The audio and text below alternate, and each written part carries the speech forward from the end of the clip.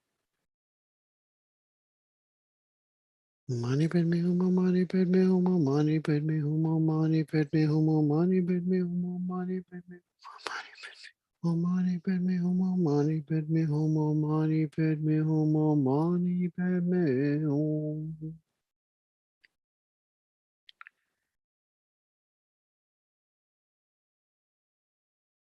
May we continue to be compassionate to our mothers and beings, including ourselves. May we always continue with the service. May we ask Great Mother Tao to move any obstacles that may arise as part of our practice. May all obstacles be removed in the focus that we may continue on the path to benefit all mothers and beings. May Great Mother Tao remove all obstacles that may arise for those who are sick to be reinstated to good health. May cures be found for all sickness and diseases. May the Great Mother Tao remove any obstacles for those who have passed into the bardo, about to enter the bardo, for swift transitions to occur. May all those who have gone through the bardo have favorable rebirth and achieve enlightenment. May the Great Mother Tao remove any obstacles that may arise for those who experience hardships, to be given whatever resources are necessary to overcome these hardships and be reinstated in a state of happiness that is free from suffering. May Great Mother Tao remove any obstacles for the long life and well-being of our holy gurus. May they continue to inspire us and guide us in this and our future lifetimes. And may all the holy wishes be swiftly fulfilled. May the Great Mother Tao remove any obstacles for peaceful solutions to be found in this age of conflict, particularly in the situation between the Ukraine and Russia, which is a billboard for all the conflicts around the world, most of them not making the news. Maybe abandon the path of war and maybe continue with the path of dialogue. May compassion and peace prevail in everyone's hearts and lives. Tare tutare tur soha, tare tutare tur soha, tare tutare tur soha, tare tutare tur soha, tare tutare tur soha, tare tutare tur soha, tare tutare tur soha, tare tutare tur soha, tare tutare tur soha, tare tutare tur soha, tare tutare tur soha. Tare tutare tur soha, tare tutare tur soha, tare tutare tur soha, tare tutare tur soha. Tare tutare tur soha, tare tutare tur soha, tare tutare tur soha, tare tutare tur soha, tare tutare tur soha, tare tutare tur soha. Tare tutare tur soha, tare tutare tur soha, tare tutare tur soha, tare tutare tur soha, tare tutare tur soha. Tare tutare tur soha, tare tutare tur soha, tare tutare tur soha. Tare tutare tur soha, tare tutare tur soha, tare tutare tur soha.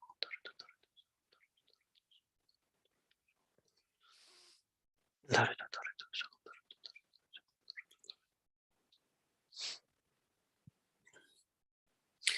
Tare tutare tur soha, tare tutare tur soha, tare tutare tur soha.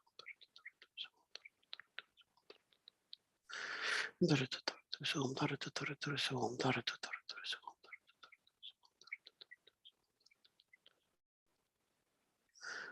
Tare tutare tur soha, tare tutare tur soha. Tare tutare tur soha. Tare tutare tur soha, tare tutare tur soha, tare tutare tur soha, tare tutare tur soha.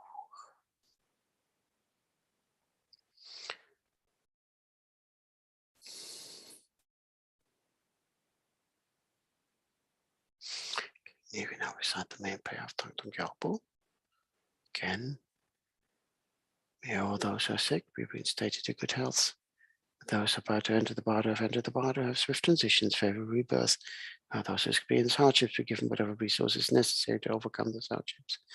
May all our precious gurus live long and healthy lives. May they continue to be guided by their wisdom. May peaceful solutions be found to all the conflicts in this world. May we be the cause for them to achieve all this.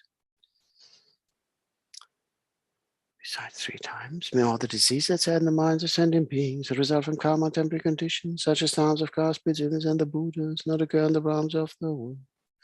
May whatever sufferings there are from life-threatening diseases, that like a butcher leading an animal to be slaughtered, separate the body from the mind and means not occur in the realms of the world. May all embodied beings be unharmed by acute, chronic, and other epidemic diseases. May sound of whose names therefore beings as though they have been placed inside the mouth of Yah, mother of death. May all embodied beings be unharmed by the 80,000 classes of interference, the 360 evil spirits that harm suddenly, the 424 diseases, and so forth. May whatever sufferings there are due to disturbances of the 4 elements, depriving the body-mind of every happiness, be totally pacified. May the body-mind of radiance and power be endowed with long life, good health, and well-being. By the compassion of the gurus and the 3 jewels, by the power of the Lakis, Dharma protectors and guardians, and by the power of the truth of the infallibility of karma and its results, may all these dedications and prayers be fulfilled. May all the diseases that in the minds of sentient beings that result from karma and temporary conditions, such as the house of grass, students and the Buddhas, not occur in the realms of the world. May whatever sufferings there are from life-threatening diseases that, like a butcher leading an animal to be slaughtered, separate the body from the mind and remains not occur in the realms of the world. May all embodied beings be unharmed by acute, chronic, and other epidemic diseases, the sound of whose names therefore beings, as though they had been placed inside the mouth of Yama, the Lord of Death. May all embodied beings be unharmed by the 80,000 classes of interference, the 360 evil spirits that Hamsat, the 424 diseases, and so forth.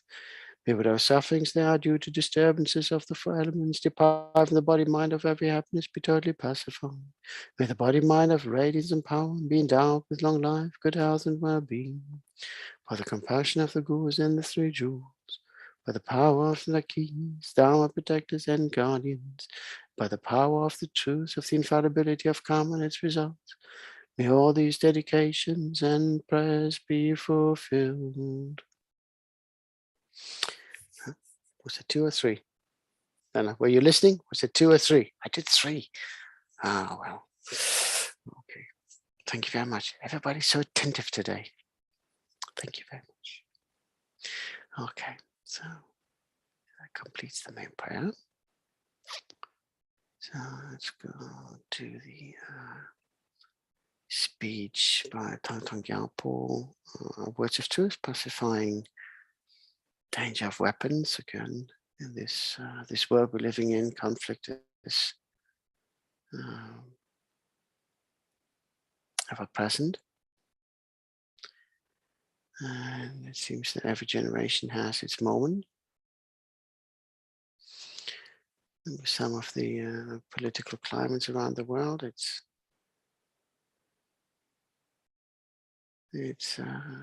yeah, it can be quite daunting. But so we follow Rinpoche's advice and recite Thangtong Gyalpo Prayer here as well. That may the conflicts cease and may we find peaceful solutions again. O Mani Padme Hum, great loving victorious one, Aya sublime compassionate eye looking one, wrathful victorious Hajagriva, perfect pure Tara, and so forth.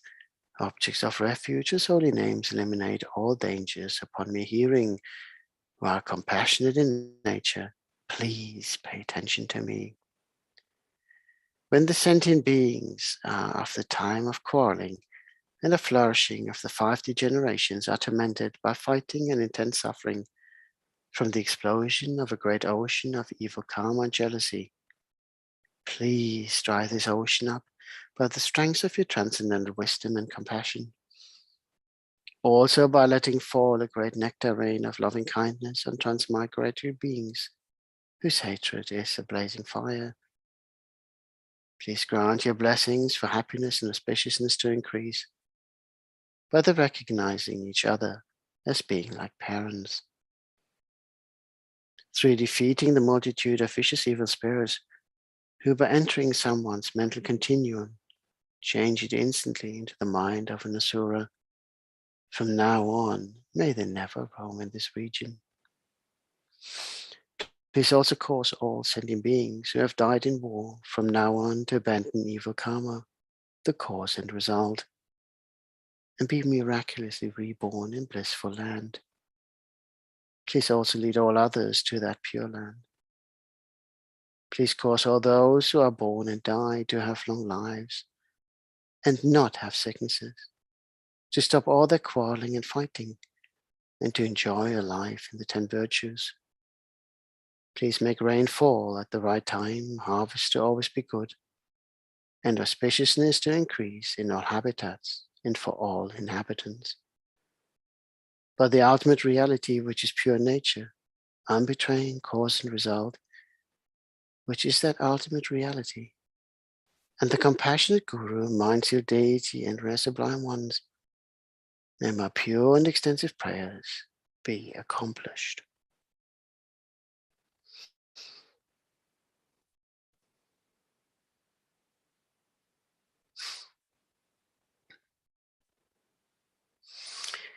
Okay.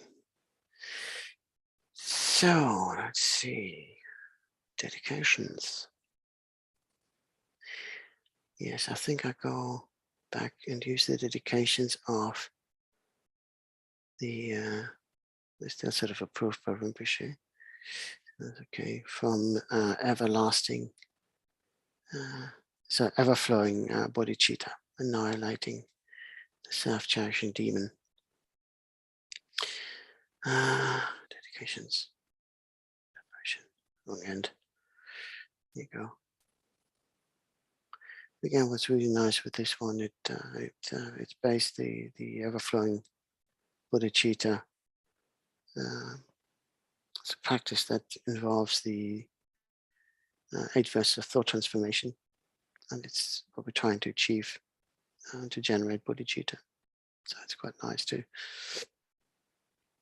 make sure that we remind ourselves and include that also in the prayers. Okay, there you go. May the precious supreme bodhicitta not yet born arise. May that arisen not decline, but increase more and more.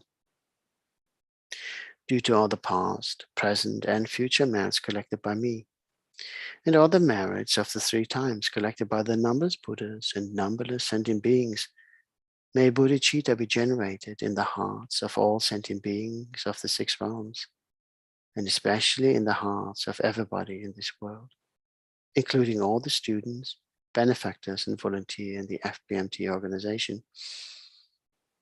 May it be generated in the hearts of all those who rely upon me, all those for whom I have promised to pray, and all those whose names have been given to me. May it be generated in my heart and in the hearts of all my family members, those who are living and those who have died. May the bodhicitta that has already been generated increase. Whatever suffering transmigratory beings experience, may it ripen upon me. Whatever happiness and virtue I accumulate, may it ripen upon others. May I never be discouraged even for a moment from practicing the deeds of the bodhisattvas for the sake of others, by completely renouncing anything done for my own sake, and by engaging in the holy actions of the kind founder, Guru Shakyamuni Buddha. Due to all the past, present, and future merits collected by me, and all the merits of the 3 times collected by the numberless Buddhas and numberless sentient beings, which are completely empty of existing from their own side, may I, who am completely empty of existing from my own side, achieve that state of great compassionate one, which is completely empty of existing from its own side, and lead all sentient beings who are completely empty of existing from their own side to that state of great compassionate one, which is completely empty of existing from its own side, by myself alone, who is completely empty of existing from my own side.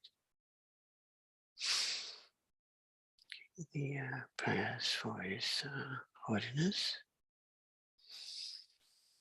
In the land encircled by snow mountains, you are the source of all happiness and good. All-powerful Chenrezig Gyalpo, please remain until samsara ends. Savior of the snowland teachings and transmigratory beings, who makes the path, that is unification of emptiness and compassion, extremely clear, to the lotus holder Tenzin Gyatso I beseech, may all your holy wishes be spontaneously fulfilled. Lama Zopa, you who uphold the subdued small way, who serve as the bountiful bearer of all, sustaining, preserving, and spreading Manjunath's victorious doctrine, who masterfully accomplish magnificent prayers honoring the 3 jewels, Savior of myself and others, your disciples, please, please, live long.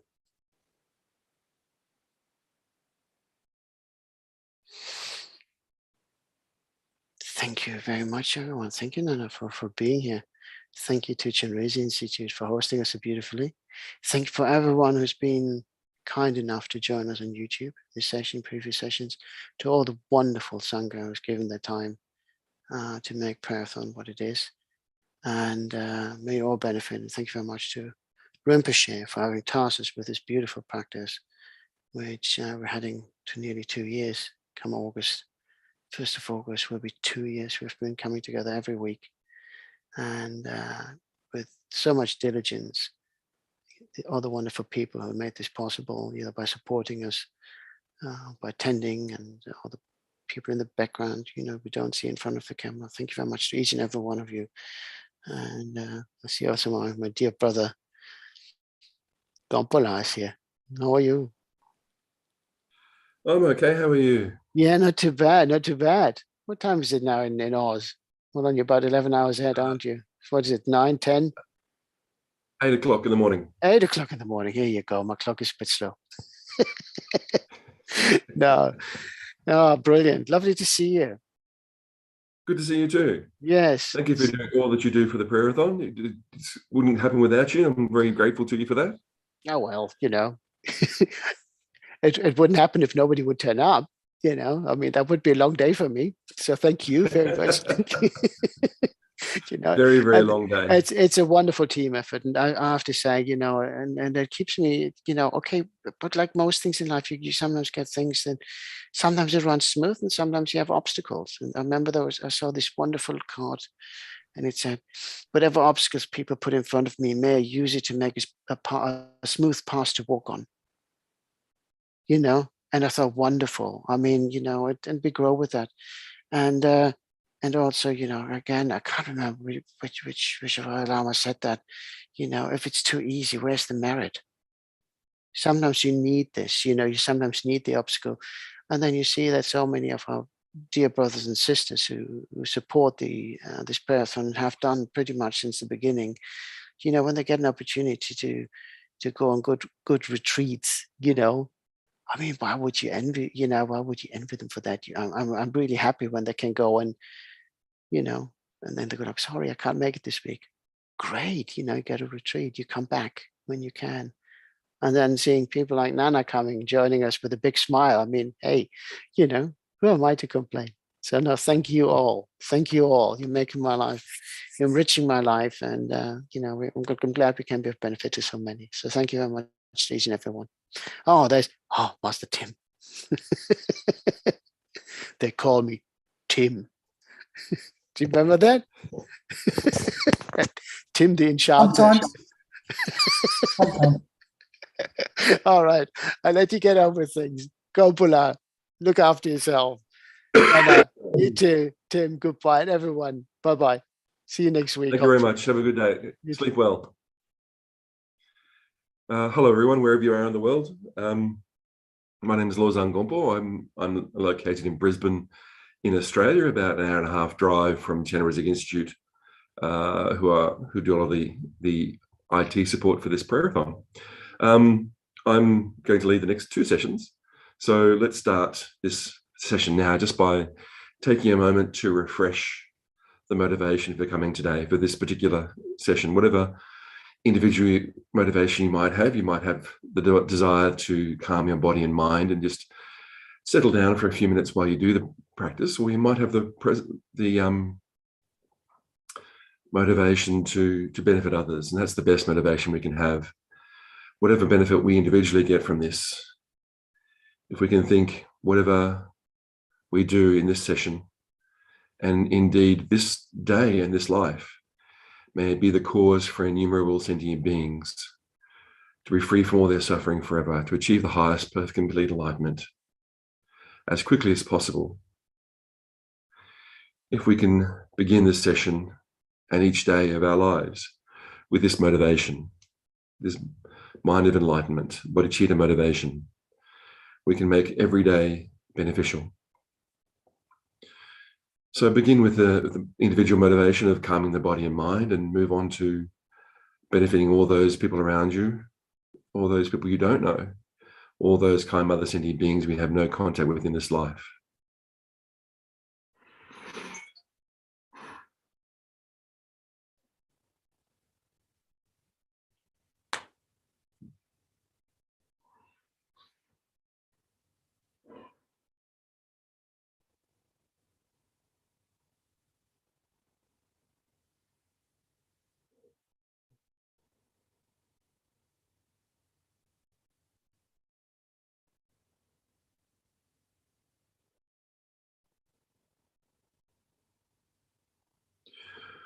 Let's begin the session with a short Lam Rim meditation, just on the 3 principles of the path, Kyabje Rinpoche Lama Tsongkhapa.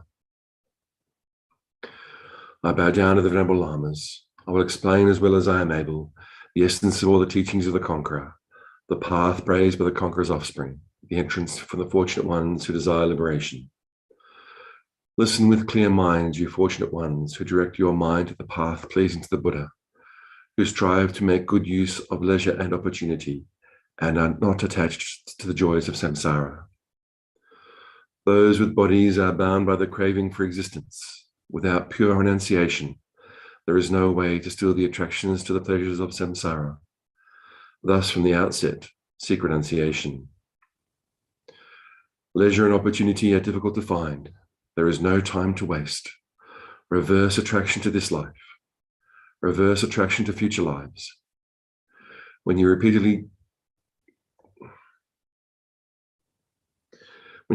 contemplating this, when you repeatedly, lost it this morning.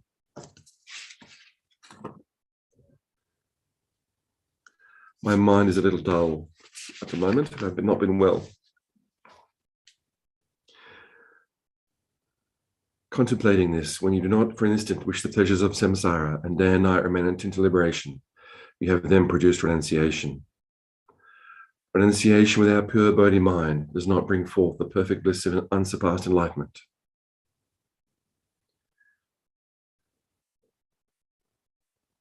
Therefore, bodhisattvas generate the excellent bodhi mind. Swept by the current of the 4 powerful rivers, tied by strong bonds of karma so hard to undo, caught in the iron net of self-grasping, completely enveloped by the darkness of ignorance, born and reborn in boundless samsara, ceaselessly tormented by the 3 miseries. All beings, your mothers, are in this condition. Think of them and generate bodhi mind. Though you practice renunciation and bodhi mind, without wisdom the realization of voidness, you cannot cut the root of samsara. Therefore, strive to understand dependent origination. One who sees the infallible cause and effect of all phenomena in samsara and nirvana and destroys all false perceptions has entered the path that pleases the Buddha. Appearances are infallible dependent origination. Voidness is free of assertions. As long as these 2 understandings are seen as separate, one has not yet realized the intent of the Buddha. When these 2 realizations are simultaneous and concurrent, from a mere sight of infallible dependent origination comes certain knowledge that completely destroys all modes of mental grasping. At that time, the analysis of the profound view is complete. Appearances clear away the extreme of existence. Voidness clears away the extreme of non-existence. When you understand the arising of cause and effect from the viewpoint of voidness, you are not captivated by either extreme view. Child, when you realize the keys of 3 principles of the path, depend on solitude and strong effort, and quickly reach the final goal. Taking a moment to reinvigorate that determination to generate renunciation, bodhicitta, and wisdom realizing emptiness, so that we can quickly achieve the highest perfect complete enlightenment in order to place all transmigratory beings without exception in that very state as quickly as possible.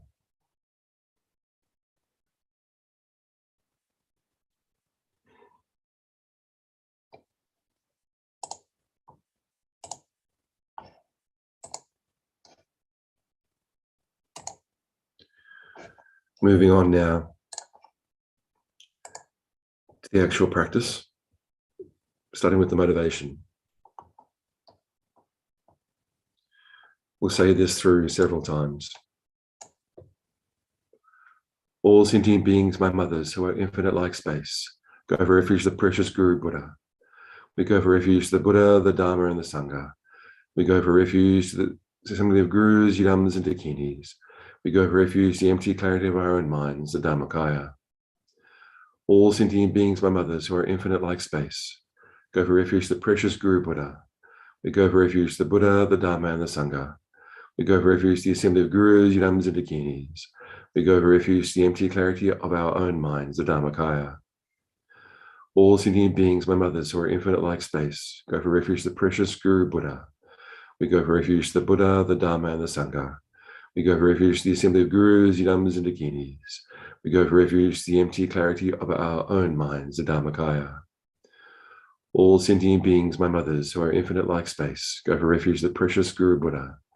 We go for refuge to the Buddha, the Dharma, and the Sangha. We go for refuge to the assembly of gurus, yidams, and dakinis. We go for refuge to the empty clarity of our own minds, the Dharmakaya. All sentient beings, my mothers, who are infinite like space, go for refuge to the precious Guru Buddha. We go for refuge to the Buddha, the Dharma, and the Sangha. We go for refuge to the assembly of gurus, yidams, and dakinis. We go for refuge to the empty clarity of our own minds, the Dharmakaya. All sentient beings, my mothers, who are infinite like space, go for refuge to the precious Guru Buddha. We go for refuge to the Buddha, the Dharma, and the Sangha. We go for refuge to the assembly of gurus, yidams, and dakinis. We go for refuge to the empty clarity of our own minds, the Dharmakaya. All sentient beings, my mothers, who are infinite like space, go for refuge to the precious Guru Buddha. We go for refuge to the Buddha, the Dharma, and the Sangha. We go for refuge to the assembly of gurus, yidams, and dakinis. We go for refuge to the empty clarity of our own minds, the Dharmakaya. Just taking a moment now to feel that refuge in our hearts, where it can make the most difference in our lives.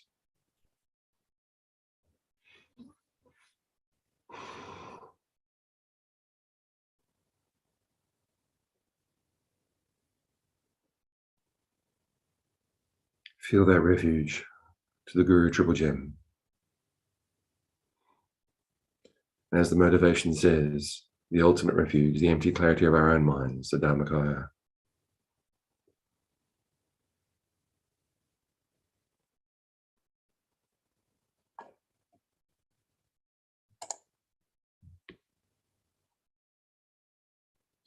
Before we move on to recite the mantra, we'll do a short visualization of Arya Chenrezig. With firm concentration, visualize in the space above the crown of your head the divine form of the 1,000-armed Avalokiteshvara, Arya Chenrezig, who is the embodiment of the infinite Buddha's compassionate wisdom. He stands on a lotus and moon seat.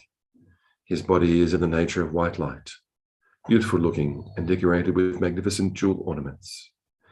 He has 11 faces. His central face is white, the right is green, and the left is red. Above those, his central face is green, the left is white, and the right is red. Above those, his central face is red, the left is green, and the right is white. Above those, a dark blue face in wrathful aspect, with orange hair standing erect. On the very top is the red-colored Amitabha Buddha in peaceful and smiling aspect. 2 hands are clasped together at his heart, holding the wish-fulfilling gem. On his right, the next hand is in the mudra of giving realizations. The next bears a Dharma chakra, turn the wheel of Dharma, and the uppermost bears a mala, reminding you to recite the mantra. On his left, the next hand bears a vase containing the nectar of his divine compassionate wisdom. The next holds a bow and arrow, symbolizing defeat of the 4 Mara. And the uppermost bears a white lotus, the purest of flowers, although born out of mud. The other 992 hands are also in the mudra of giving the highest realizations. The skin of an antelope is draped over his left shoulder, symbolizing that hatred is overcome completely by peaceful, compassionate wisdom. On a moon disk at Arya Chenrezig's heart is a concentration being, syllable-free, surrounded by gallons of the mantra to be recited, Om Mani Padme Hum, white in color and standing clockwise. Light rays radiate from them, filling the inside of one's body and purifying all negativities and obscurations.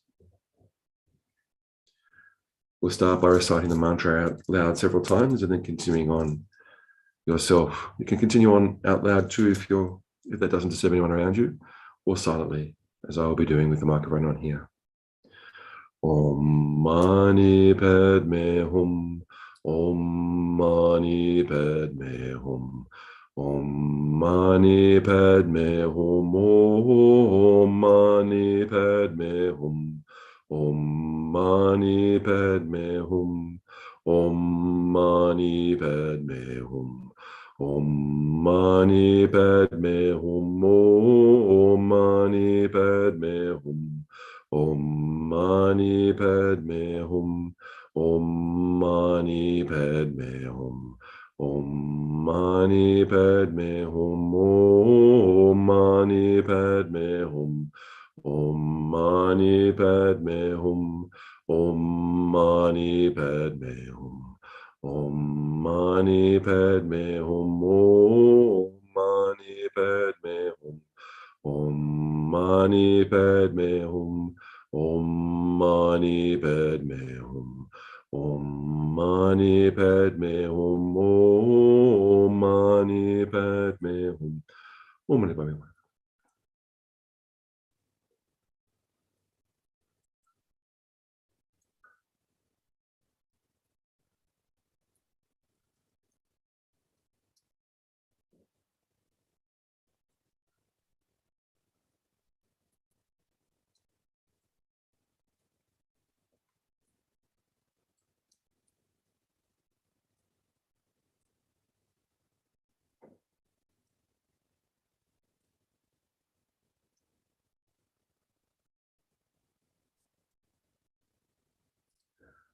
Continuing to recite the mantra, visualize in the space around you all those kind mother sentient beings who are close to you, who suffer from all the myriad sufferings of the three sufferings. Suffering of suffering, suffering of change, and all pervasive suffering of conditionality. All those who are close to you, those physical and mental sufferings. Visualize white light from the heart of Arya Chenrezig, streaming into those kind mother sentient beings, purifying all their negativities and obscurations, placing them in the same state of Arya Chenrezig.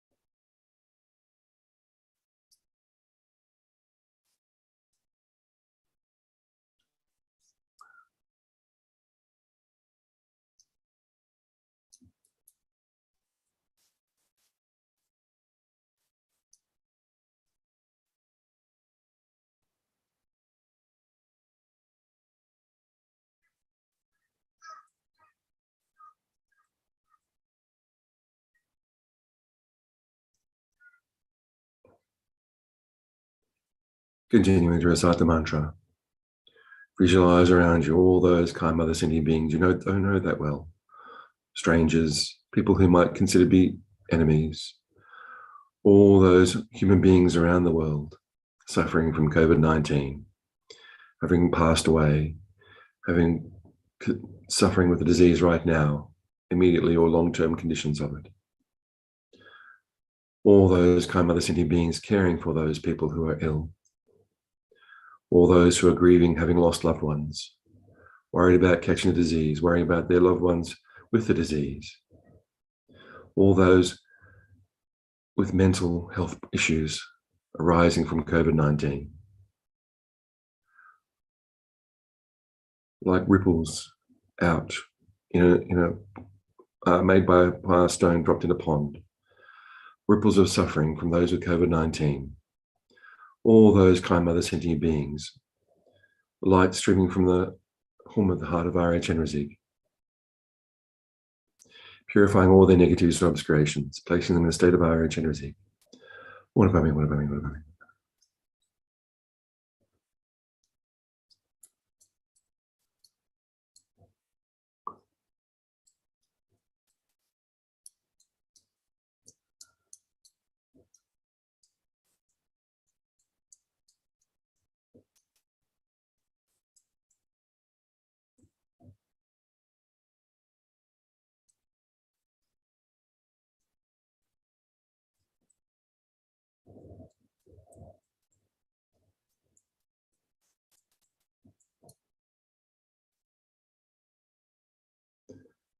Continuing to recite the mantra, bring to mind all those kind mother sentient beings, born as human beings around the world, suffering from all sorts of mental and physical health issues.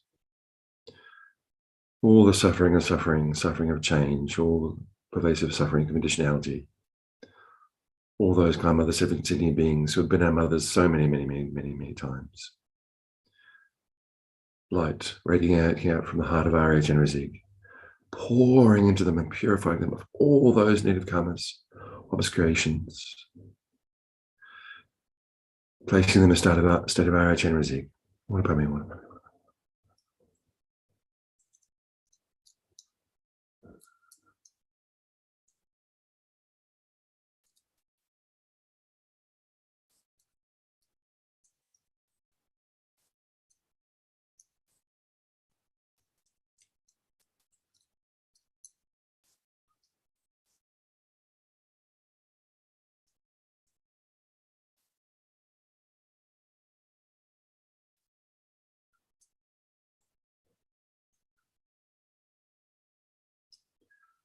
Continuing to recite the mantra, bring to mind all those kind Mother sentient beings who have been born as an animal in this lifetime. All those kind Mother sentient beings who are exploited for the sake of human beings, for our entertainment, for needlessly to be consumed as food, whose habitats are being destroyed by human beings, whose lives are being shortened and their suffering increased due to human activities on the planet. All those wild, kind Mother sentient beings born as animals, who have no control over their lives, who don't know where the next food's coming from, don't know how safe they're being, always living in fear, without the capacity to practice pure Buddha Dharma and to create the best possible positive karma for the future. All those kind Mother sentient beings born as animals. All those kind Mother sentient beings born as pretas in hell realms, as asuras and suras, long live gods, who we can't see directly. White light emanating from the heart of Arya Chenrezig, pouring into these kind Mother sentient beings, purifying all their negativities and placing them instead of Arya Chenrezig.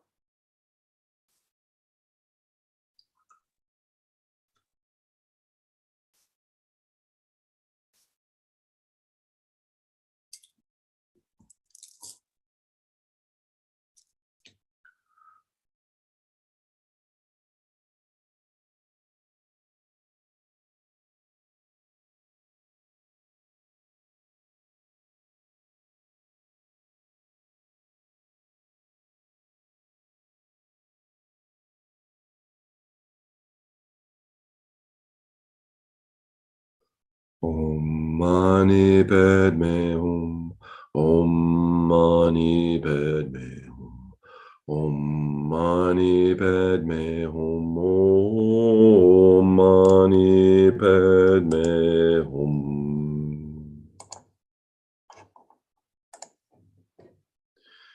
Moving on now to recite the actual prayer, to connect that virtue that we have just created with the goals we wish to achieve. We'll say the actual prayer through several times.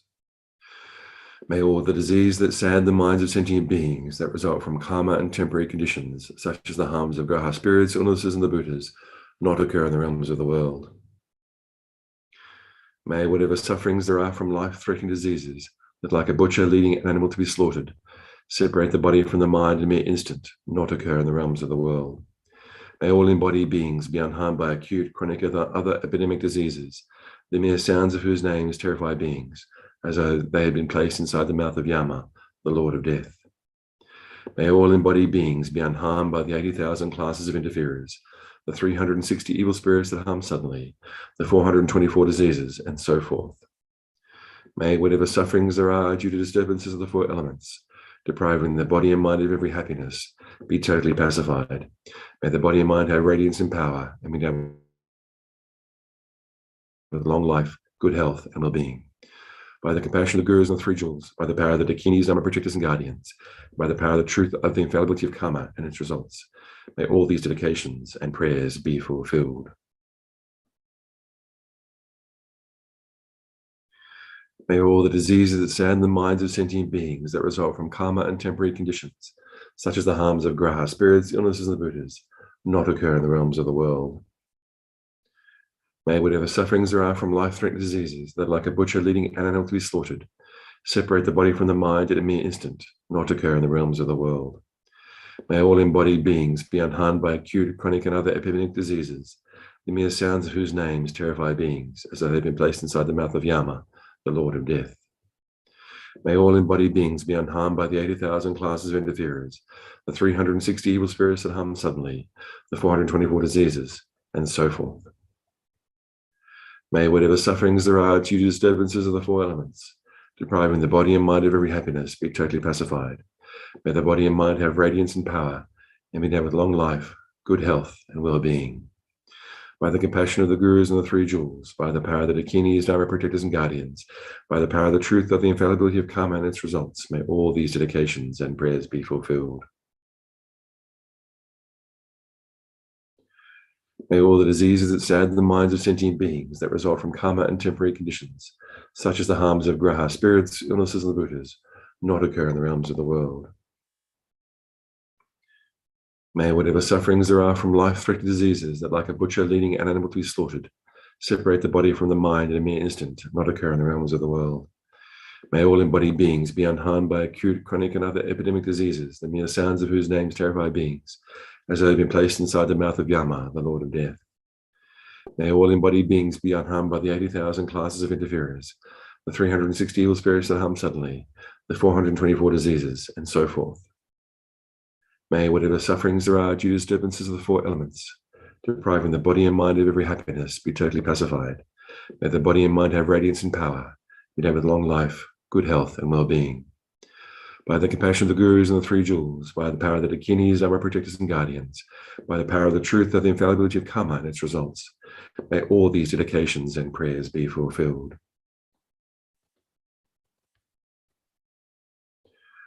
May all the diseases that sadden the minds of sentient beings that result from karma and temporary conditions, such as the harms of graha, spirits, illnesses, and the Buddhas, not occur in the realms of the world.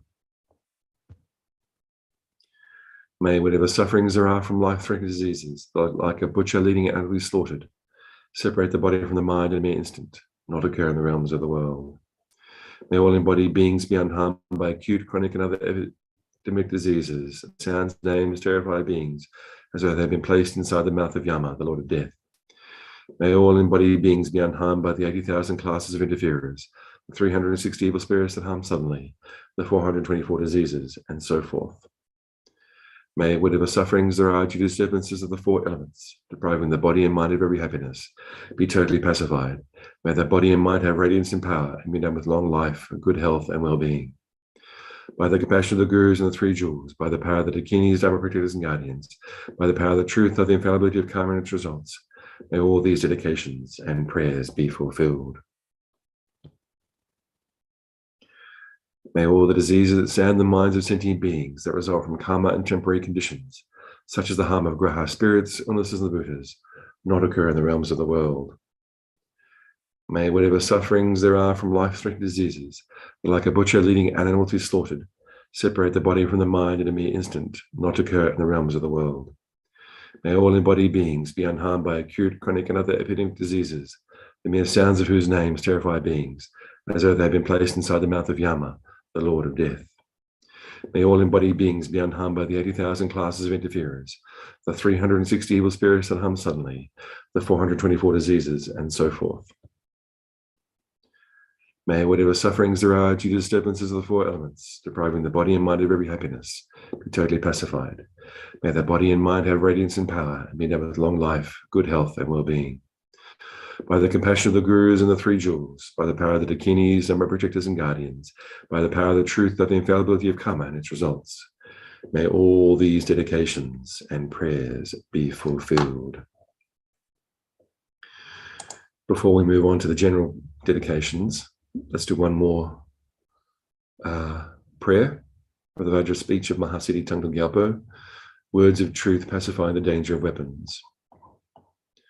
Before we recite this prayer, let's just recite out loud a few rounds of the Mani Mantra. Om Mani Padme Hum, Om Mani Padme Hum, Om Mani Padme Hum, Om Mani Padme Hum, Om Mani Padme Hum, Om Mani Padme Hum, Om Mani Padme Hum, Om Mani Padme Hum, Om Mani Padme Hum, Om Mani Padme Hum, Om Mani Padme Hum, Om Mani Padme Hum. Great, loving, victorious one, Arya, sublime, compassionate-eyed, looking one, wrathful, victorious, Hayagriva, perfect, pure Tara, and so forth. Objects of refuge, whose holy names eliminate all dangers upon mere hearing, who are compassionate in nature, please pay attention to me. When the sentient beings of the time of quarreling and of flourishing of the 5 degenerations are tormented by fighting and intense suffering, from the explosion of a great ocean of evil karma and jealousy, please dry this ocean up by the strength of your transcendental wisdom and compassion. Also by letting fall a great rain of loving kindness on the transmigrating beings whose hatred is blazing fire, please grant your blessings for the happiness and auspiciousness to increase, and by their recognizing each other as being like parents. Through your defeating the multitude of vicious evil spirits who by entering someone's mental continuum change it instantly into the mind of an asura. From now on, may they never roam in this region. Please also cause the sentient beings who have died in war from now on to abandon all evil negative karma, the cause and result, to be miraculously born in blissful land. Please also lead all others to that pure land. Please cause all those who are born and die to have long lives and not have sickness, to stop all their quarreling and fighting and enjoy a life in the 10 virtues. Please make rain fall at the right time, harvest to always be good, and auspiciousness to increase in all habitats for all inhabitants. By the ultimate reality, which is pure in nature, unbetraying cause and result, which has the ultimate reality, and the compassionate Guru, mind-sealed deity, and rare sublime ones, may my pure and extensive prayers be accomplished. Moving on to the general dedication prayers. Before we say these, just take a moment to make any individual dedications you might have, referring to any individuals who need support at the moment, for whatever reason, by their names.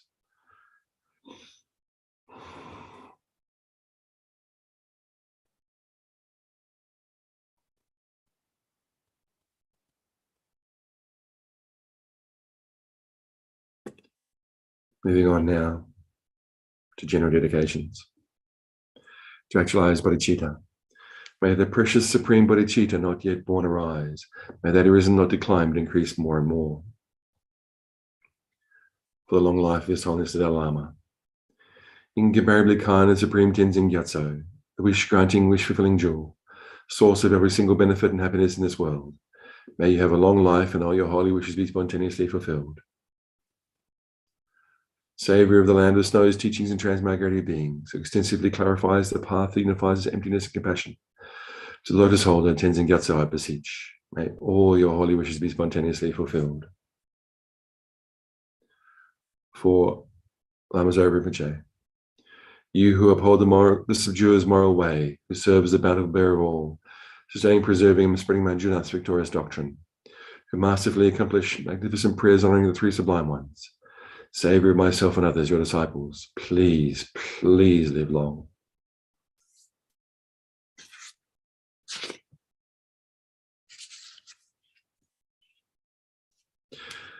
Thus ends that session.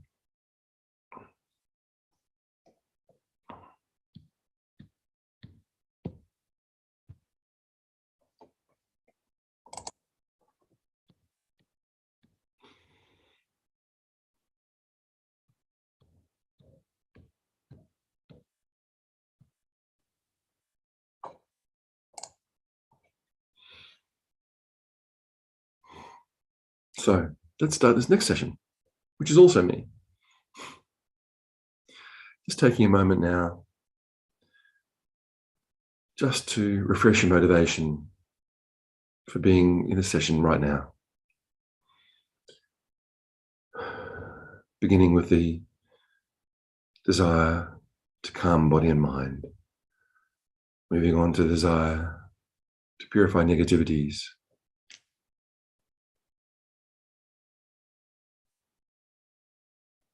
Create virtue. And to achieve the highest perfect enlightenment in order to be of the best possible benefit to all kind mother sentient beings by placing them in that state of enlightenment.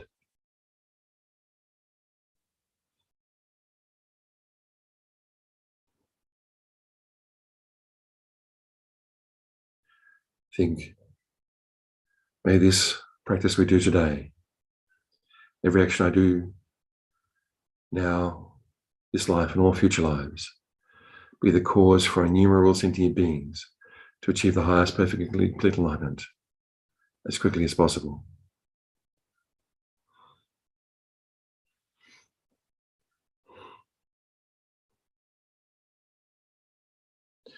Beginning this session with a short Lama prayer.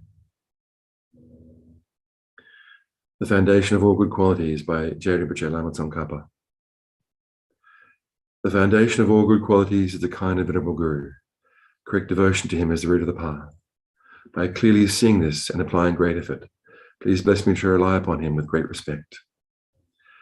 Understanding that the precious freedom of this rebirth is found only once, is greatly meaningful and difficult to find again. Please bless me to generate the mind that unceasingly day and night takes its essence. This life is as impermanent as a water bubble. Remember how quickly it decays and death comes. After death, just like a shadow follows the body, the results of black and white karma follow. Finding firm and definite conviction in this, please bless me to always be careful to abandon even the slightest negativities and accomplish all virtuous deeds.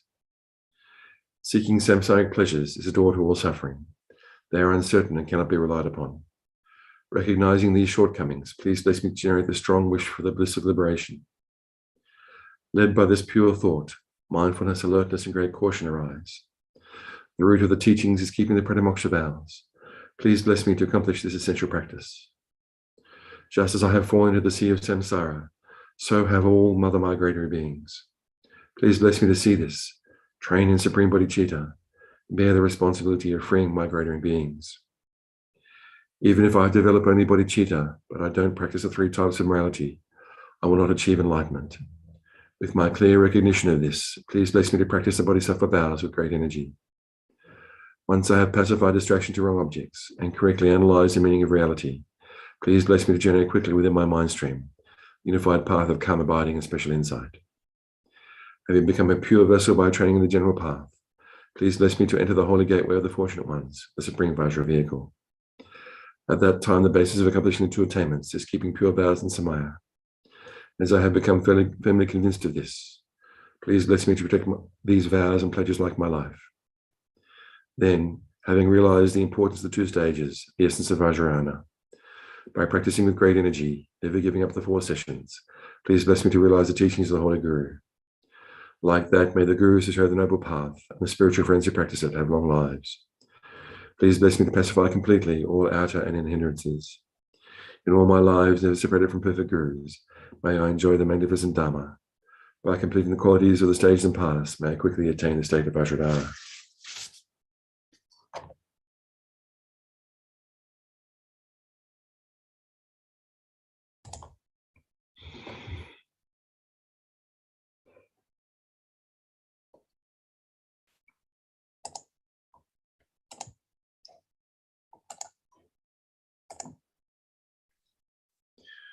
Moving now to the motivation. From the Vajra speech of Mahasiddhi Thangtong Gyalpo, the blessed prayer known as liberating Sakya from disease. We'll say this through several times. All sentient beings, my mothers, who are infinite like space, go for refuge to the precious Guru Buddha. We go for refuge to the Buddha, the Dharma, and the Sangha. We go for refuge to the assembly of Gurus, Yams, and Dakinis. We go for refuge to the empty clarity of our own minds, the Dhammakaya.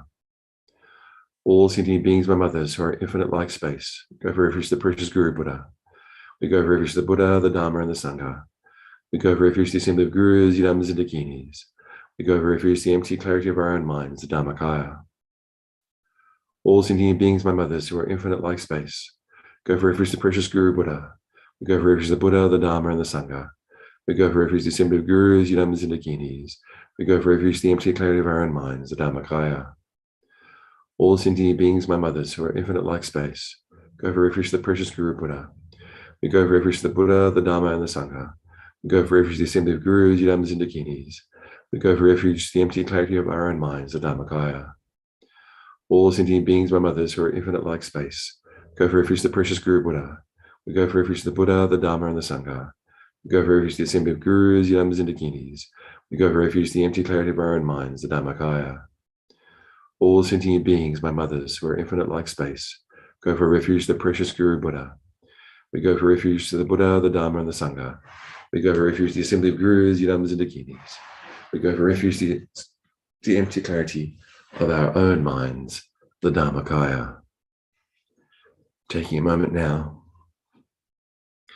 just to feel that refuge in our hearts.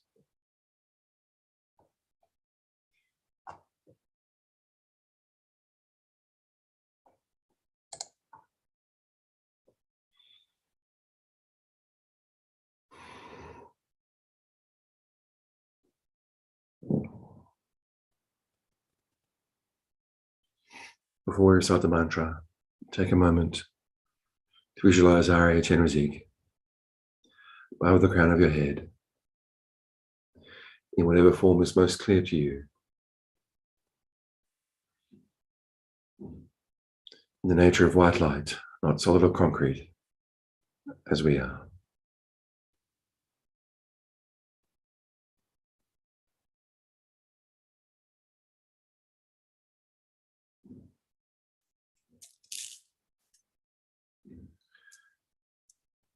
Reciting the mantra together for several rounds before continuing on individually. Om Mani Padme Hum, Om Mani Padme Hum, Om Mani Padme Hum, Om Mani Padme Hum, Om Mani Padme Hum, Om Mani Padme Hum. Om Mani Padme Hum, Om Mani Padme Hum, Om Mani Padme Hum, Om Mani Padme Hum, Om Mani Padme Hum, Om Mani Padme Hum, Om Mani Padme Hum, Om Mani Padme Hum. Om Mani Padme Hum, Om Mani Padme Hum, Om Mani Padme Hum, Om Mani Padme Hum, Om Mani Padme Hum, Om Mani Padme Hum, Om Mani Padme Hum, Om Mani Padme Hum, Om Mani Padme Hum. Om Mani Padme Hum. Om Mani Padme Hum.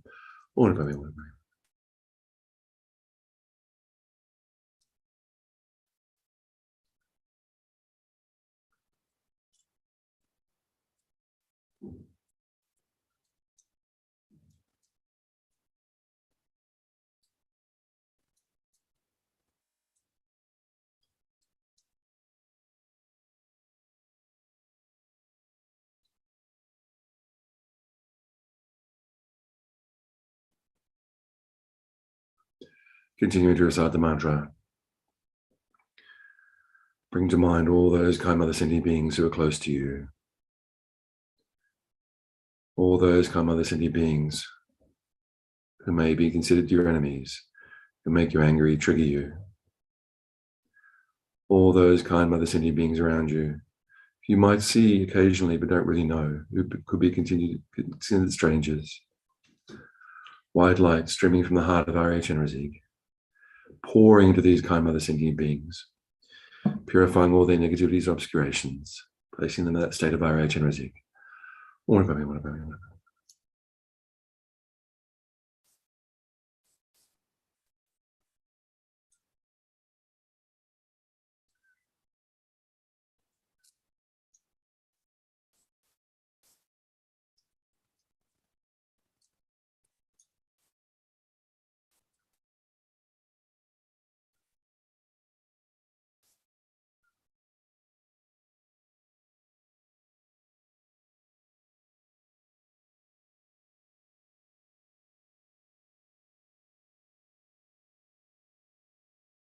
Continue to recite the mantra and bring to mind all those kind mother sentient beings who have recently entered the bardo, having passed away due to COVID, war, natural causes, other diseases, all those kind mother sentient beings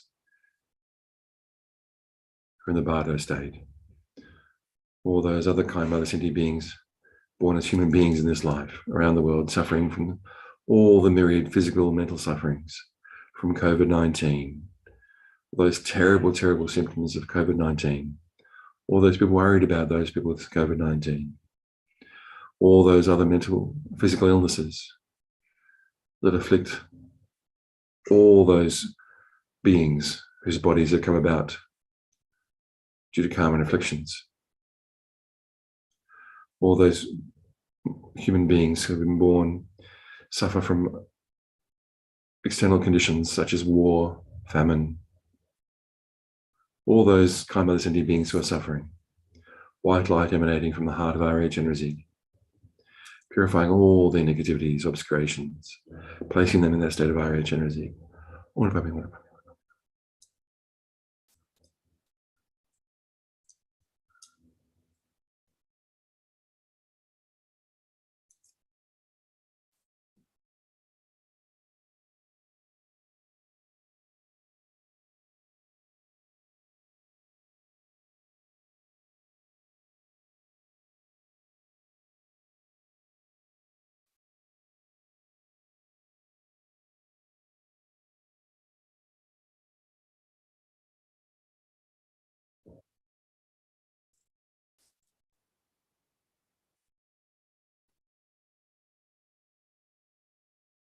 Continuing to recite the mantra, bring to mind all those kind mother sentient beings who are born animals,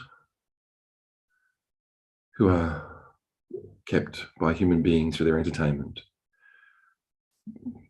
raised, killed needlessly for sport, for needless consumption. There's no need for us to consume, for most of us on this planet, to be consuming animals anymore. All those kind mother sentient beings born as animals who have no control over their lives, who don't know where their next meal is coming from, live in fear, don't have the ability to practice Dharma, to study, to create great positivity and purify negativity. All those kind mother sentient beings born as animals. All those kind mother sentient beings we can't see, born as pretas, born in the hell realms, as asuras and suras. White light streaming from Arya Chenrezig's heart, purifying all their negativities, obscurations, placing them in the state of Arya Chenrezig.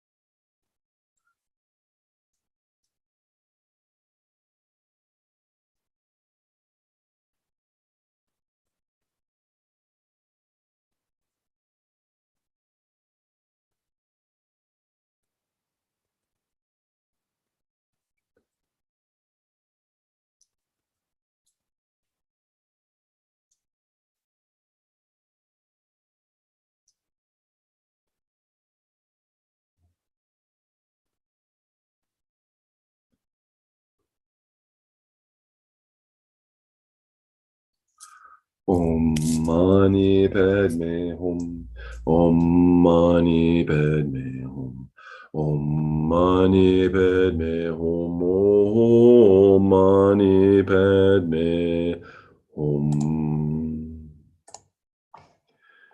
Moving on now to recite the actual prayer. We'll say this through several times.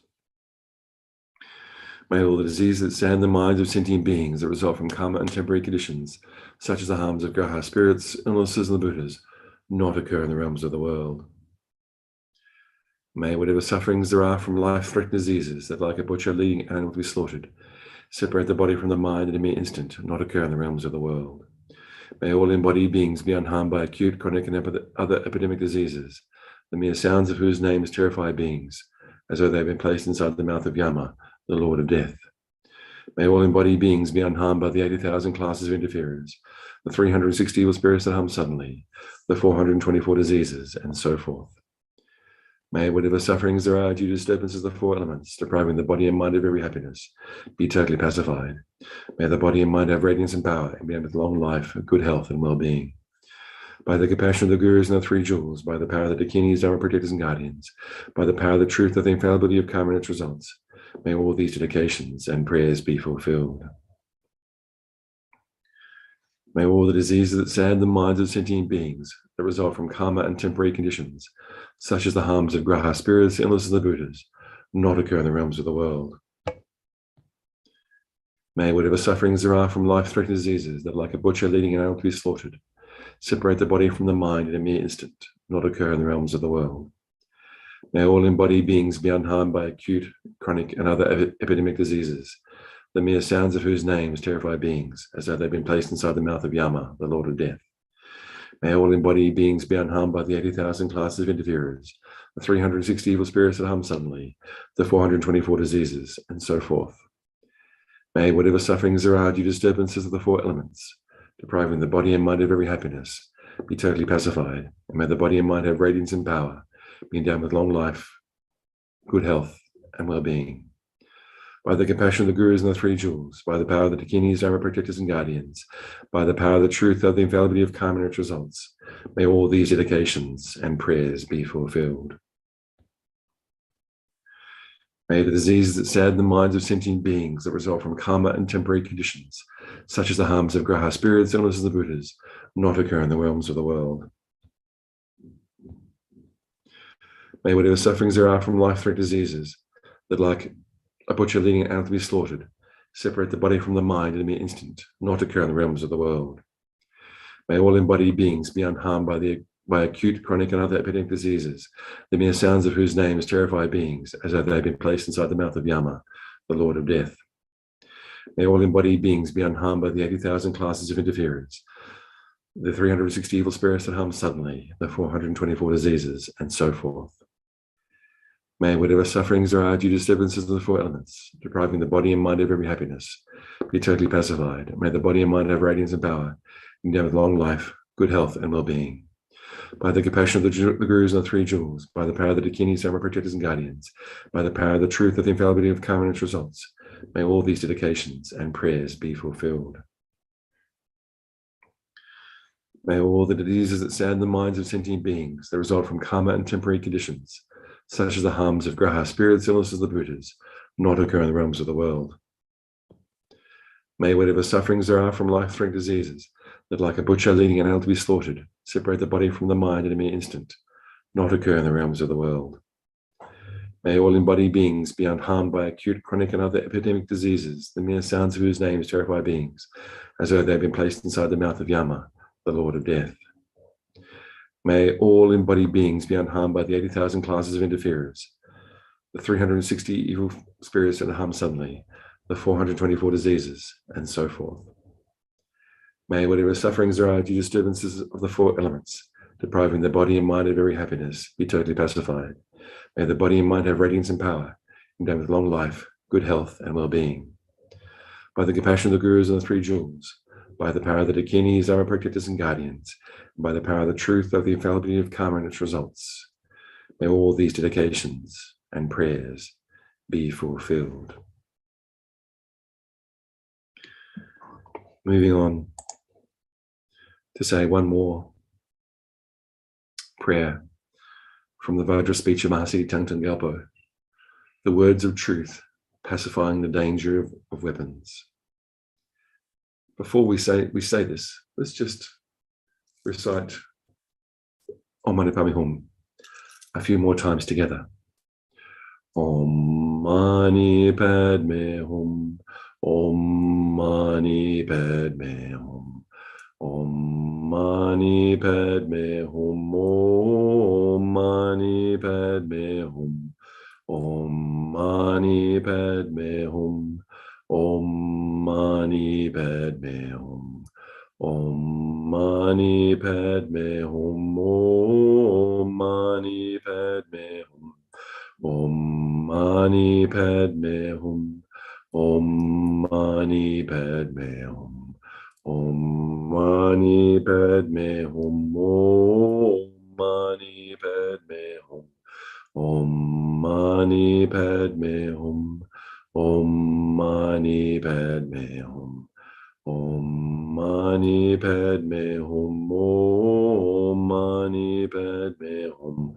Om Mani Padme Hum. Om Mani Padme Hum.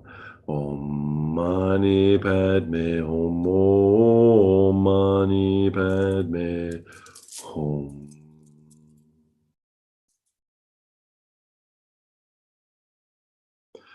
Great, loving, victorious one, Arya, sublime, compassionate-eyed, looking one, wrathful, victorious, Hayagriva, perfect, pure Tara, and so forth. Objects of refuge whose holy names eliminate all dangers upon mere hearing, who are compassionate in nature, please pay attention to me. When the sentient beings of the time of quarreling and of the flourishing of the 5 generations are tormented by fighting and intense suffering, from the explosion of a great ocean of evil karma and jealousy, please dry this ocean up by the strength of your transcendental wisdom and compassion.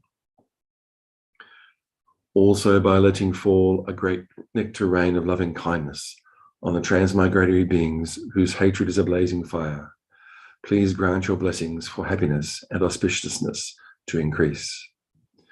By their recognizing each other as being like parents, through your defeating the multitude of vicious evil spirits who, by entering someone's mental continuum, change it instantly into the mind of an asura.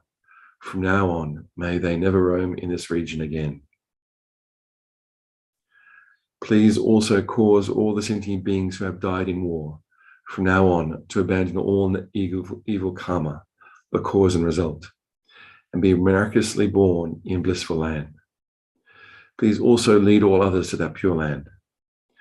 Please cause all those who are born and die to have long lives and not have sicknesses, to stop all their quarreling and fighting, and to enjoy life in the 10 virtues. Please make rain fall at the right time, harvests to always be good, and auspiciousness to increase in all habitats and for all inhabitants.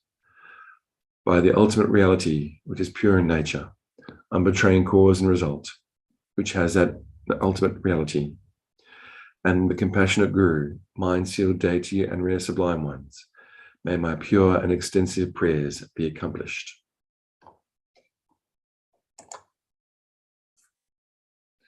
Before we move on to the general dedications, just take a moment now to make any specific dedications for the merits we've accumulated in this session now, to any individuals who you may know of who need some support right now. Make sure when you do this, you make it the best possible expansive dedications as you can. If somebody is ill, may they be freed from all their suffering forever. May have the best possible outcome for their illness and be freed from all their suffering forever as quickly as possible. Not just dedications for immediate end of whatever suffering they're going through currently, but expand that on to may they be freed from all their suffering forever. Just make those individual dedications now.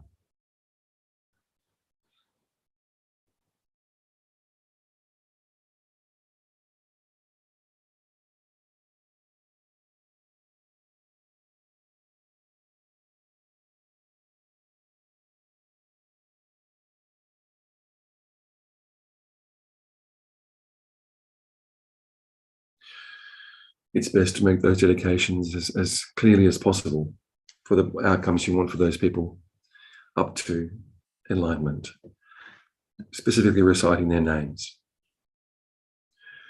Moving on now, we'll do 2 prayers to generate bodhicitta. May the I'll start that one again. May the precious supreme bodhicitta not yet born arise, and may that arisen not decline but increase more and more. Due to all the past, present, and future merits collected by me, and all the merits of the 3 times collected by numberless Buddhas and numberless sentient beings, may bodhicitta be generated in the hearts of all the sentient beings of the 6 realms, especially in the hearts of everybody in this world, including all the students, benefactors, and volunteers of the FPMT organization. May it be generated in the hearts of all those who rely upon me, all those for whom I have been promised to pray, and all those whose names have been given to me. May it be generated in my heart, the hearts of all my family members, those who are living and those who have died. May the bodhicitta that has already been generated increase. For the long life of His Holiness the Dalai Lama. Incomparably kind and supreme Tenzin Gyatso, the wish-granting, wish-fulfilling jewel, source of every single benefit and happiness in this world, may you have a long life and all your holy wishes be spontaneously fulfilled. Savior of this land of snow's teachings and transmigratory beings, who extensively clarifies the path that unifies emptiness and compassion, to the lotus holder, Tenzin Gyatso, I beseech, may all your holy wishes be spontaneously fulfilled. For the long life of Lama Zopa Rinpoche. You who uphold the subduer's moral way, who serve as the bountiful bearer of all, sustaining, preserving, and spreading Manjunath's victorious doctrine, who masterfully accomplish magnificent prayers honoring the 3 sublime ones, Savior of myself and others, your disciples, please, please live long. And finally, the dedication prayers from Master Shantideva's Bodhisattva's Way of Life. May all beings everywhere plagued by sufferings of body and mind obtain an ocean of happiness and joy by virtue of our merits. May no living creature suffer, commit evil, or ever fall ill. May no one be afraid or belittled with a mind weighed down by depression. May the blind see forms, the deaf hear sounds. May those whose bodies are worn with toil be restored upon finding repose. May the naked find clothing, the hungry find food. May the thirsty find water and delicious drinks. May the poor find wealth, those weak with sorrow find joy. May the forlorn find hope, constant happiness, and prosperity. May there be timely rains and bountiful harvests. May all medicines be effective and wholesome prayers bear fruit. May all who are sick and ill quickly be freed from all their ailments. Whatever diseases are around the world, may they never occur again. May the frightened cease to be afraid and those bound be freed. May the powerless find power. May people think and benefit each other.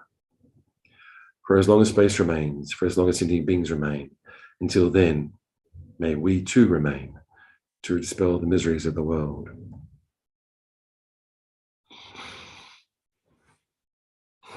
In these times we live in, those last verses are particularly important.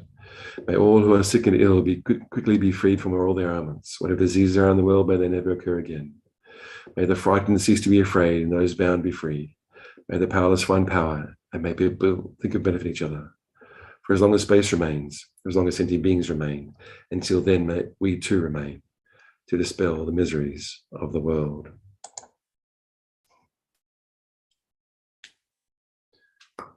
That's the end of my session. Thank you very much, Venerable. You're on mute. I can't hear you. Yes, on mute. Yeah. Hello, how are you? Hi, how are you? I'm very well, thanks. Where are you? Where are you? Where are you? I'm in Brisbane, Australia. It's about an hour and a half drive from Chenrezig Institute. Oh, okay, right, yeah. A centre or is your own place? I live by myself with my daughter at the moment. I'm actually moving to Nalanda next year, but at the moment I'm myself. My daughter's just finishing university. I'm still taking care of her. Yeah, yeah. Oh, wonderful. Have you visited Nalanda before?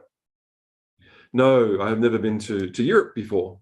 Oh wow, that'll be a big shift. Yeah. Yes, I lived in Asia for many years, but not in Europe. Oh, okay. I spent a few years in Asia in the 90s, but I'm not sure if we bumped into each other then or not. I was in Japan and Thailand, so. Okay, not at that time, yeah. Anyway, I guess you're going to go for is it the Masters program that starts there next year? Yeah. Yes, it is. I'm very much looking forward to it. Yeah, it'll be amazing. Yeah, hopefully, yeah, good. Okay, nice to meet you. Thank you very much. I'll leave you to it.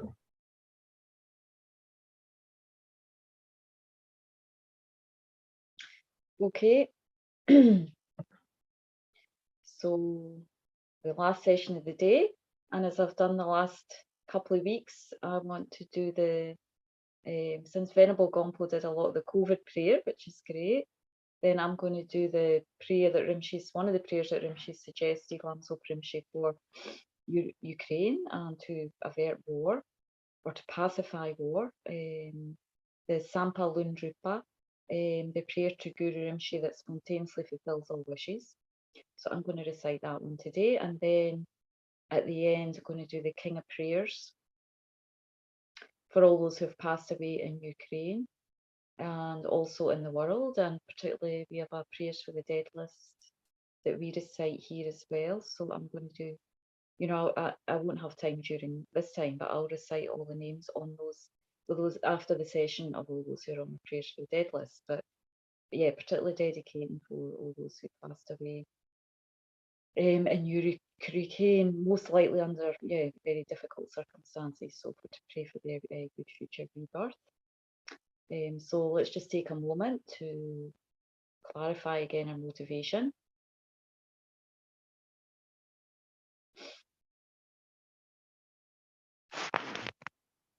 Maybe that might help. So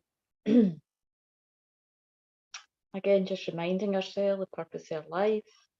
Once we recognise that we're under the control of karma and delusion, through the guidance of the Buddha's teachings, we recognise, you know, that we have karma, we have suffering, and we're under the control of, you know, karma and delusion. And that's because of that we have all these suffering problems. So the more we recognise that it's in our hand, we have the power to free ourselves of that, the more we want to motivate all our actions, the body, speech and mind, to liberate ourselves through practicing the path from karma and delusion, contaminated karma and delusion, especially the deepest one, ignorance, casting true existence. So this is really the purpose of our life, when you have a recognition that everything comes from the mind and from the distorted mind right now, you know, all problems, all difficulty. Of course, we have temporary happiness, but, you know, to achieve all everlasting happiness, we need to clean the mind of this ignorance and karma, negative karma. And also to achieve the highest happiness, we want to develop the Bodhisattva path, great compassion and all the different levels of bodhicitta, to free all, so we can, you know, have the skill, the wisdom to free all beings from these deep-rooted problems like karma and delusion. So we dedicate or motivate particularly for that, for ourselves, for all sentient beings, and then also particularly to avert these temporary problems of war, famine, disease, sickness, heart disharmony. You know, again, also praying for Tibet. You know, it's been so many years now, over half a decade, that they've had so many, you know, human rights issues and so much suffering there, self-immolations, and so to really pray again that this, you know, they're able to achieve the freedom that His Holiness is praying for all the Tibetan people, you know, especially the religious and cultural freedom. So I want to dedicate all these prayers for that.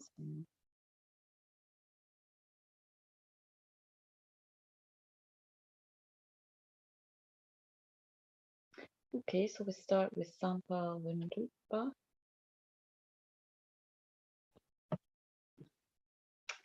The prayer to Guru Rinpoche that spontaneously fulfills all wishes. Emaho and Deba Chen, blissful pure realm of the West. Amitabha's compassionate blessing was aroused, and he blessed his emanation Padmasambhava. To come into this world to bring benefit to all beings, compassionate one, you never cease to bring us help and well-being. To lotus-born Guru of Organ we pray, grant your blessings so all our wishes be spontaneously fulfilled. All the Dharma kings, from Driesen Detsen down to the very end of the royal line, throughout past, present and future, know your constant blessing. You're the only protection for rulers who follow Dharma as in Tibet. Compassionate one, you safeguard the lands that practice Dharma. To the lotus-born Guru of Organ we pray, grant your blessings so all our wishes be spontaneously fulfilled. While your wisdom body subjugates the Rakshas in the southwest, you look on sentient beings everywhere with compassion. Magnificent guide for sentient beings led astray by ignorance. Skillful, you teach them without their emotions so difficult to tame. Compassionate one, you love is constant in its kindness and care. To the lotus-born Guru Vorgin we pray, grant your blessings so all their wishes be spontaneously fulfilled. Now, when this degenerate dark age reaches its final depths, and at dawn and dusk you come for those of devotion, riding on the rays of the rising and setting sun, and on the 10th day of the waxing moon you come in person. Compassionate one, you act with vast power to help all beings. To lotus-born Guru Vorgin we pray, grant your blessings so all our wishes be spontaneously fulfilled. Now, in this dark age, the age of conflict, the final era of 500 cards, the 5 poisons of the negative emotions grow ever more violent in all sentient beings.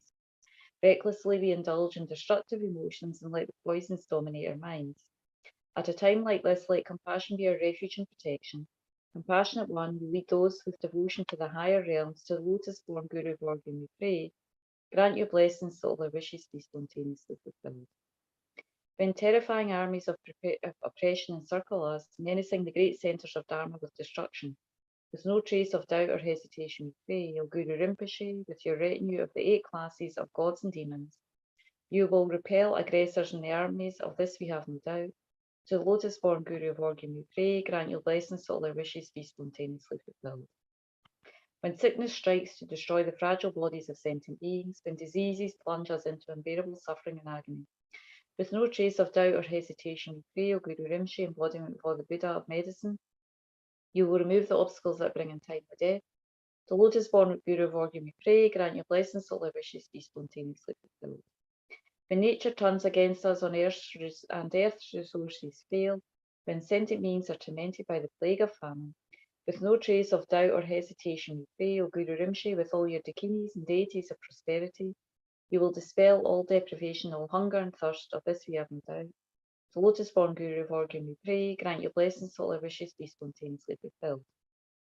When the destined revealers retrieve hidden treasures for the benefit of beings, courageous and confident of our pure unbroken Samaya, with no trace of doubt or hesitation we pray, O Guru Rinpoche, inseparable from our Yidam deity, will ensure the true heirs receive their father's treasure, of this we have no doubt. To lotus-born Guru Vorgin we pray, grant your blessings so all our wishes be spontaneously fulfilled. When travelling through the hidden lands, forests and deserted places, when our way is blocked and we are cut off by storms, by rain and snow, with no trace of doubt or hesitation we pray, O Guru Rinpoche, surrounded by mighty local deities, you will lead us practitioners to the right path, of this we have no doubt. To lotus-born Guru Vorgin we pray, grant your blessings so all our wishes be spontaneously fulfilled. When vicious wild animals menace us, tigers, leopards, bears and poisonous snakes, on our way through wild, terrifying and desolate places, with no trace of doubt or hesitation we pray, O Guru Rinpoche, along with your king warriors and protectors, you will drive off these ferocious creatures, of this we have no doubt. Lotus-born Guru Vorgin we pray, grant your blessings so all our wishes be spontaneously fulfilled. When obstacles arise in earth, water, fire and air to threaten these illusory bodies of ours with destruction, with no trace of doubt or hesitation we pray, O Guru Rinpoche, with the goodness of the 4 elements, with the goddesses of the 4 elements, you will harmonise the elements into their natural state, of this we have no doubt. To lotus-born Guru Vorgin we pray, grant your blessings so all our wishes be spontaneously fulfilled. When travelling on dangerous routes, if murderous bandits and robbers attack us, with no trace of doubt or hesitation we pray, O Guru Rinpoche, through your realisation of the 4 mudras, you dispel the terror of all brutality and greed. To lotus-born Guru Vorgin we pray, grant your blessings so all our wishes be spontaneously fulfilled. When faced by killers on all sides who threaten us with lethal weapons, with no trace of doubt or hesitation we pray, O Guru Rinpoche, the protection of the Vajra tent will cause killers to panic and weapons to be scattered. To lotus-born Guru Vorgin we pray, grant your blessings so all our wishes be spontaneously fulfilled. With this lifespan, when this lifespan is exhausted and we come to die, if we are racked by the intense anguish and pain of dying, with no trace of doubt or hesitation we pray, O Guru Rinpoche, as you are the emanation of Buddha Amitabha, it is certain we will be born in the blissful, pure realm of Devachen. To the lotus-born Guru Vorgin we pray, grant your blessings so all our wishes be spontaneously fulfilled. Once this borrowed and illusory body is destroyed in the Bardo realm, with our deluded experiences and our further delusions arise to make us suffer. With no trace of doubt or hesitation we pray, O Guru Rinpoche, you know past, present and future through your compassion. You will let all delusions be self-liberated, of this we have no doubt. The lotus-born Guru Vorgin we pray, grant your blessings that all our wishes be spontaneously fulfilled. When we are overwhelmed by karma and circumstance and suffer through grasping at delusion as real, with no trace of doubt or hesitation, we pray, O Guru Rinpoche, King of great bliss, you will utterly destroy the delusions that bring suffering. To lotus-born Guru Vorgin we pray, grant your blessings that all our wishes be spontaneously fulfilled. When beings of all the six realms are tormented by immense pain, and especially when our leaders and people are engulfed in suffering, with intense longing and devotion from the depths of our hearts, with no trace or doubt or hesitation, we pray, O Guru Rinpoche, with your unchanging, unwavering compassion, watch over us. To lotus-born Guru Vorgin we pray, grant your blessings that all our wishes be spontaneously fulfilled. Okay, so now we're going to do the King of Prayers, which is either in the, you can find in the FPMT Essential Prayer Book, or it's in the Retreat Book, if you have either of those. The King of Prayers, the extraordinary aspiration of the practice of Samantabhadra. I bow down to the youthful Arya Manjushri, who langs among humans gone to freedom in the present, past and future. In worlds of 10 directions, to all you with body, speech and sincere mind I bow down. With the energy of the aspiration for the Bodhisattva way, with a sense of deep respect, and with as many bodies as atoms of the world, to all you Buddhas visualized as real I bow down.